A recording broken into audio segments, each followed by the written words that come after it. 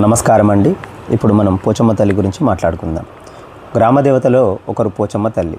పోచమ్మ తల్లి భక్తులను ఎల్లప్పుడూ కాపాడే శక్తివంతమైన అమ్మవారిగా ఎంతో పేరుగాంచిన తల్లి. మన తాతల కాలం నుండి ఊరిలో ఉండే ప్రజలు పోచమ్మ తల్లిని ఎంతో భక్తితో పూజిస్తూ సంబరాలు చేసుకుంటారు. ప్రేమతో పోచమ్మ తల్లిని ప్రార్థిస్తే వారి కష్టాలు తొలగించి సుఖ సంతోషాలను ప్రసాదించే తల్లి. పోచమ్మ తల్లి జాతర వేలాయే. కనుల పండుగగా ఉగాది పండుగకు ముందు అమ్మవారి జాతర అంగరంగ వైభవంగా మనమందరం చేసుకుంటాం. ప్రతి సంవత్సరం జరిగే పోచమ్మ తల్లి జాతరలో వేలాది మంది భక్తులు వచ్చి అమ్మవారిని దర్శించుకుంటారు. భక్తితో కొబ్బరికాయ కొట్టి బోనం సమర్పించుకుంటారు. ఏటలను బలి ఇచ్చి తమ కోరికలను తల్లికి చెప్పుకుంటారు. పోచమ్మ తల్లికి మేకను సమర్పించే సాంప్రదాయం వెనుక ఉన్న మహిమ తెలుసా?